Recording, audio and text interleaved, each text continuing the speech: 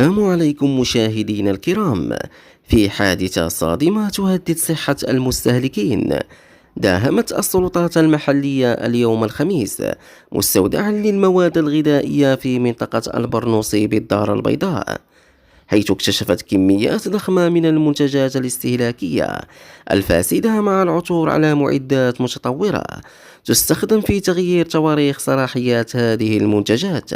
قبل توزيعها في الأسواق. المداهمة جاءت بعد تحريات دقيقة وفقا لما توصلت به الجريدة 24، حيث تحركت عناصر الأمن والسلطات المختصة فور ورود معلومات تفيد بوجود نشاط مشبوه داخل المستودع التابع لإحدى الشركات المعروفة في قطاع توزيع المواد الغذائية. وبمجرد اقتحام المكان تفاجأ المفتشون بكميات هائلة من المنتجات غير الصالحة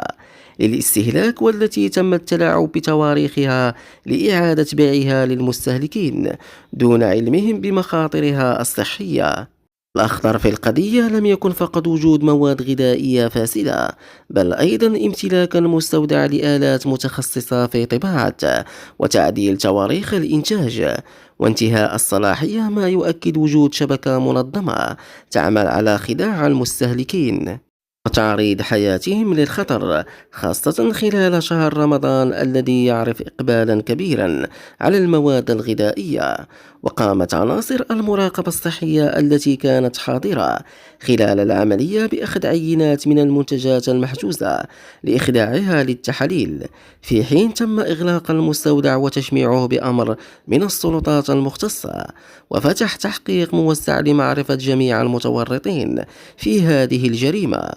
وأثارت الواقعة حالة من الغضب والاستياء بين المواطنين الذين طالبوا بتشديد الرقابة على المواد الغذائية